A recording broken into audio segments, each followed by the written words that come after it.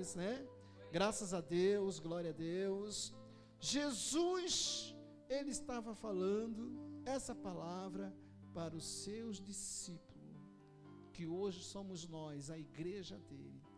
E por se multiplicar a iniquidade, o amor de muitos esfriarão.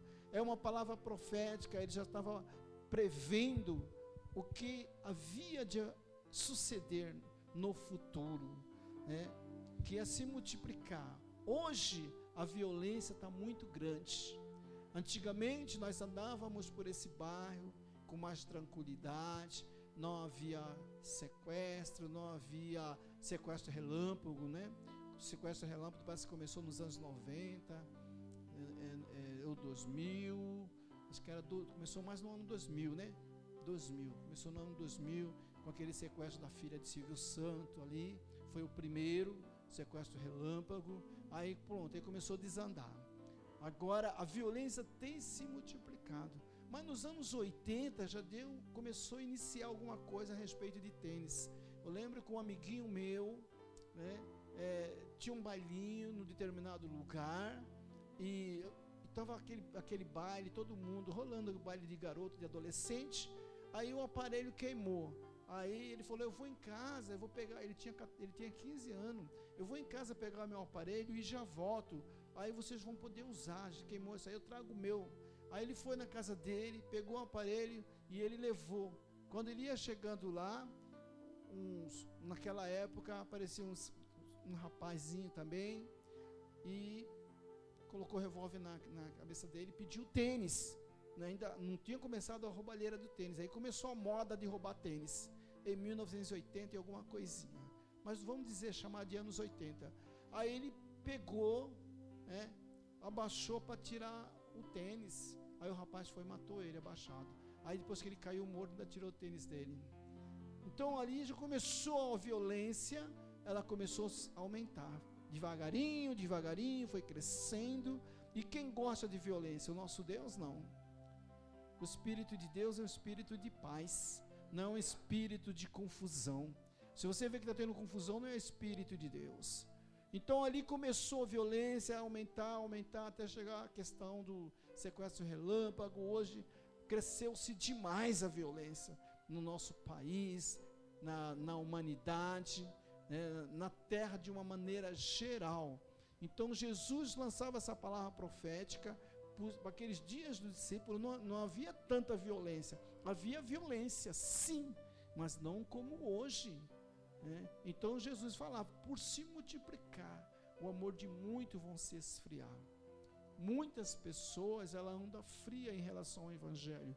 Muitas pessoas não querem mais acreditar nesse nome, que é sobre todos os nomes, o nome do Senhor. Muitas pessoas estão recuando, muitas pessoas estão deixando de servir, muitas pessoas estão deixando de buscar a Deus, por causa dessa violência, que o inimigo dominou.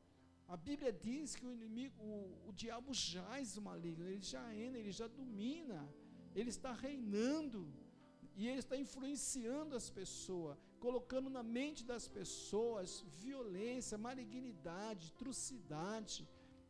Então, por se multiplicar, e como tem se multiplicado, ele invade aonde? As famílias. Ele vai invadir as famílias, não vai invadir só os jovens, as pessoas que de repente estão na rua, né? Muitos estão trabalhando, muitos estão fazendo os negócios, muitos estão fazendo algum tipo de transação, andando para um lado para o outro.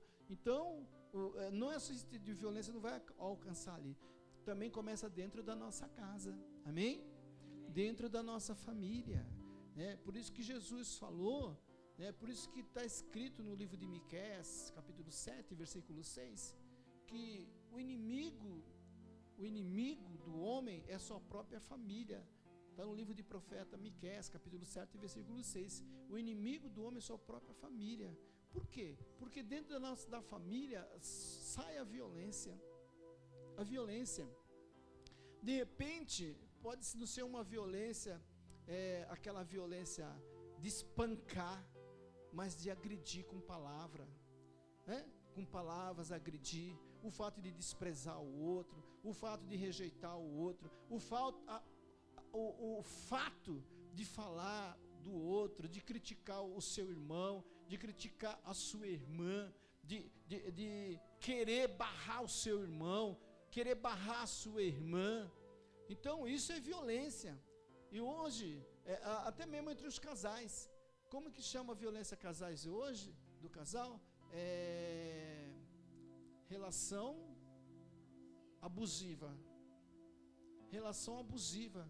Essa relação abusiva não é só do homem com a mulher, não. É da mulher também para o homem. Porque tem mulher que é violenta, tem mulher que é agressiva, tem mulher que ameaça o homem, né? Eu vou me bater meu rosto na parede, eu vou bater meu braço, eu vou chamar a polícia e falar que você me espancou, né?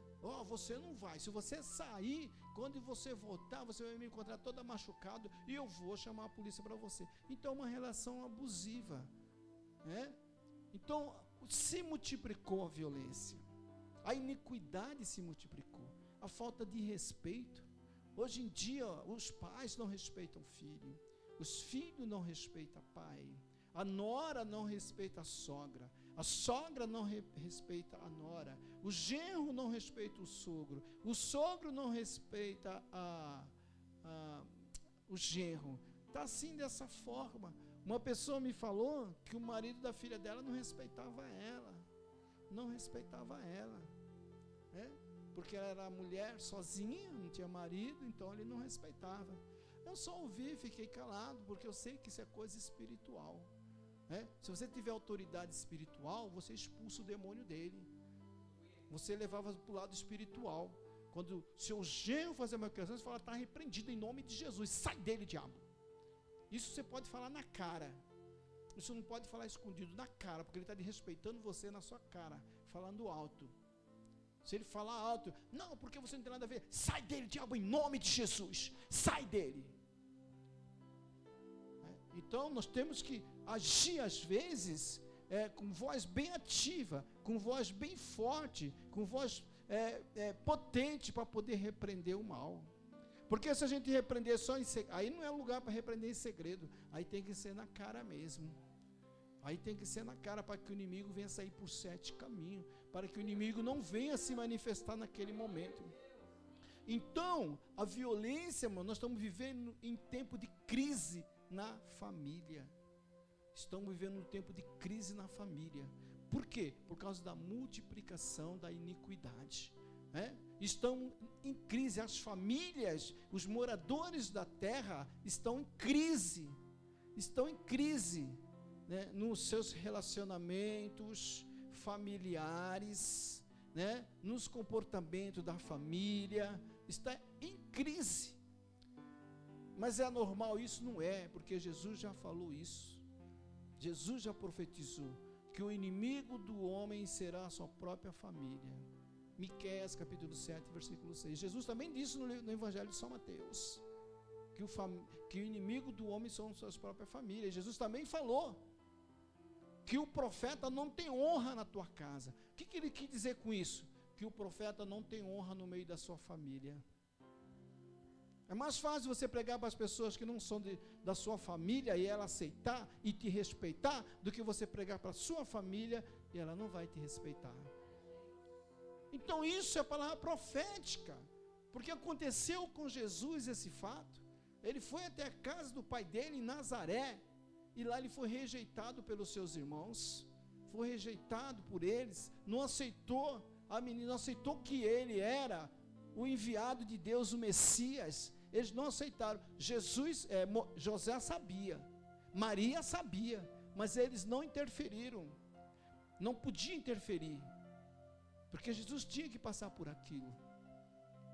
Ele tinha de que provar aquilo na pele, para ele poder falar sobre família. Amém?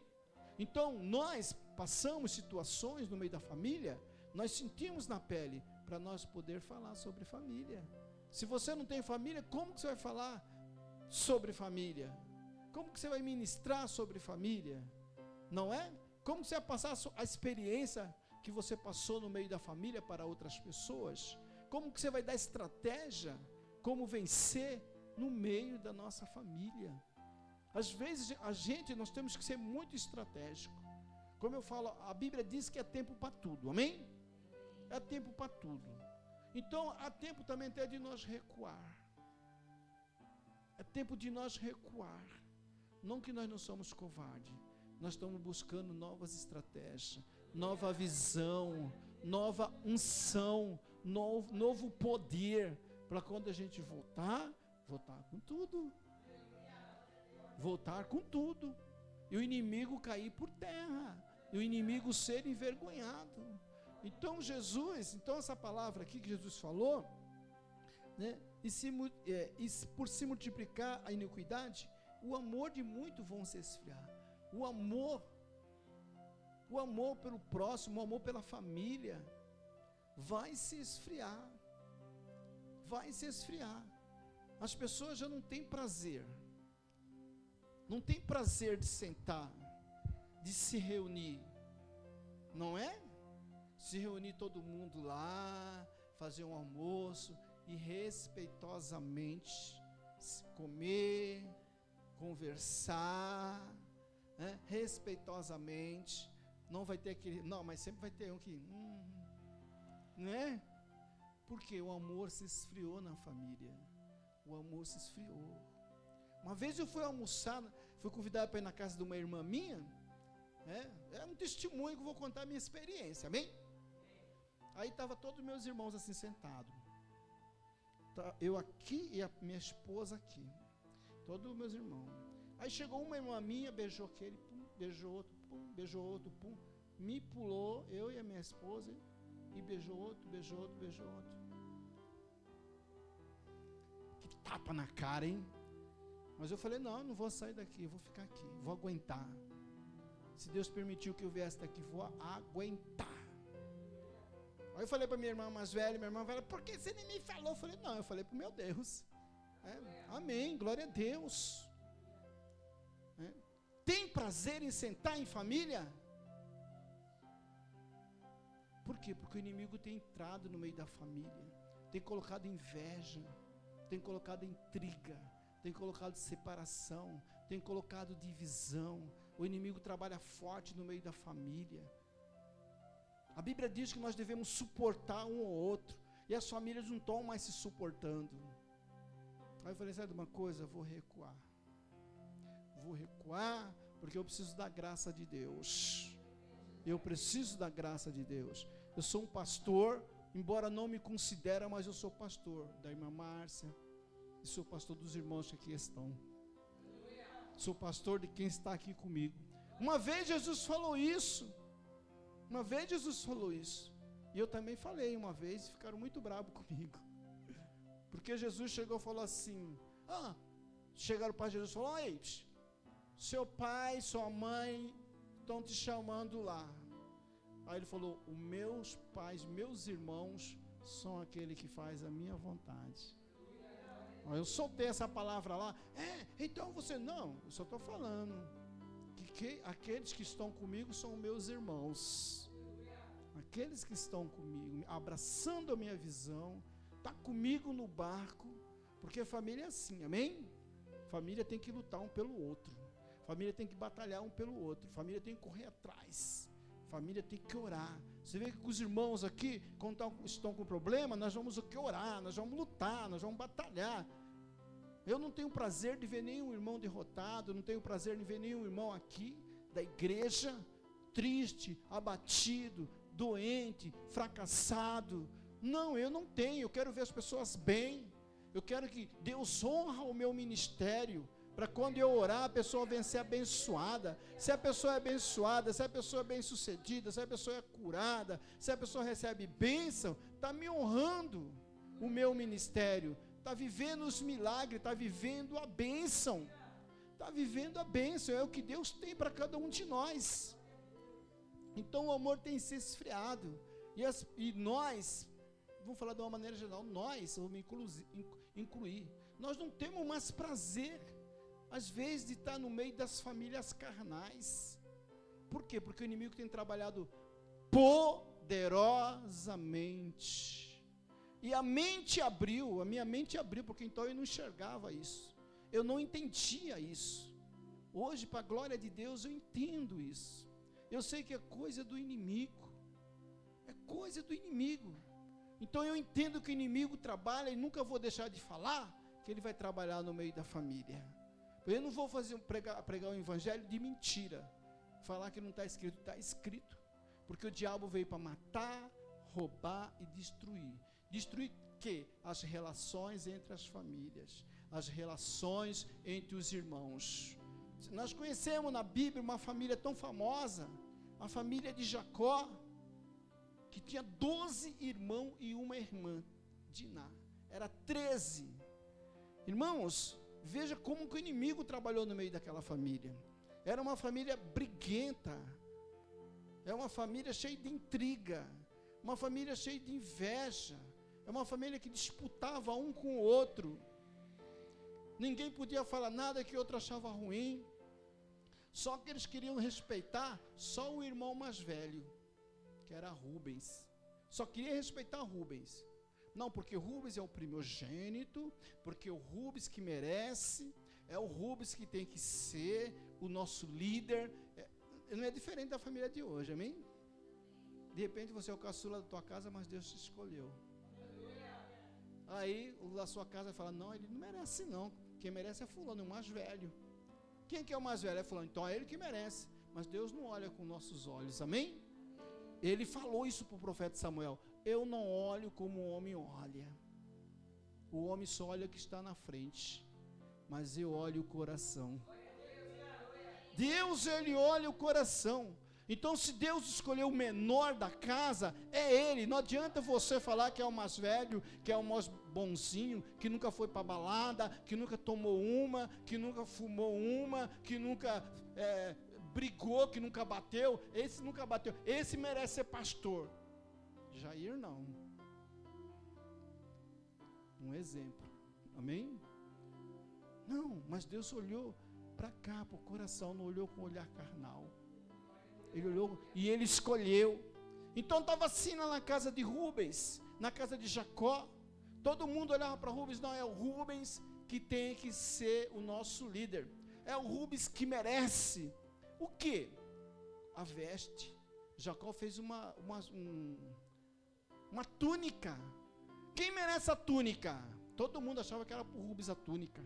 Todo mundo, porque está todo mundo na carne. Estava todo mundo na carne. Quem que sentava para conversar com Jacó? Era Rubens? Era José. José que sentava. E José falava, pai, por favor, fala para os meus irmãos, ensina para eles, ensina eles a escrever, ensina eles a ler, fala de Abraão, fala do Isaac, conta a história da fundação, conta a história, pai, para eles, né? Mas não. O pai dele falava, não, eles não querem ouvir. É você que vai me ouvir. É você que está aqui. Então Jacó ministrou, preparou, ensinou José. Quando ele fez a túnica, todo mundo achou que era para Rubens. Mas ele foi lá e deu para José. Eita. Aí que o negócio ficou estreito. Ficou estreito. Porque os irmãos queriam matar ele. Você está roubando o lugar do meu irmão. Você não merece. Você é puxa-saco, né? Você é puxa-saco do pai. Você veio aqui para nos bibliotar. Você veio aqui para fazer fofoca. Você é fofoqueiro. Você fala mal de nós para o nosso pai. Você quer que o nosso pai nos expulsa. Você quer que o nosso pai nos despreze. Você quer que o nosso pai nos tire a herança. Você quer ficar sozinho com a herança, né, pastora Valéria, que falava para você? Você quer ficar, você quer roubar de nós. Nós ouvimos isso na nossa cara. Você quer roubar isso de nós. E falaram assim. Aí pegaram, bom, agora quando eles acharam uma brecha com José, pegaram José, jogaram no poço. Então, irmãos, ali já começou o inimigo trabalhar no meio da família. No meio da família. Quanto mais a família é grande, mais problema tem, amém? Todas as famílias têm problema, todas. Não é porque tem um só que não tem. De repente aquele um dá um trabalhão incrível, não respeita pai, não respeita mãe, não respeita tio, não respeita tia. é mal educado, mal criado para tio, mal criado para tia. Depois cresce, fica adulto. Eu fazia malcriação? Falei com uma sobrinha minha, você era mal criada quando você era criança. Você era mal criada. Peguei muitas vezes você gritando aqui, pequena, gritando com seu pai. Mal criada. Agora, depois de adulto, ele fala, eu não era mal criada, não? Mas sua filha crescer, você vai saber. Não é? Porque tudo que a gente planta aqui... Então, irmãos, o inimigo, você pode ter uma só. Mas o inimigo vai trabalhar ali. Vai trabalhar. Se tiver 2, vai trabalhar. Se tiver 3, vai trabalhar. Se tiver 10, vai. Porque o inimigo ele veio para roubar as nações. Nações significa família. Nações significa casa. O inimigo veio para destruir, para roubar as nações, para roubar a paz, o sossego, a tranquilidade. Não pensa que nós, só porque nós somos cristãos, a minha casa está aqui, meus 4 filhos e minha esposa, só porque o inimigo não vai trabalhar na nossa casa, não vai entrar no meio da nossa casa. Ele vai entrar, mas nós temos que estar vigilante 24 horas do dia. 24 horas, nós temos que orar todos os dias.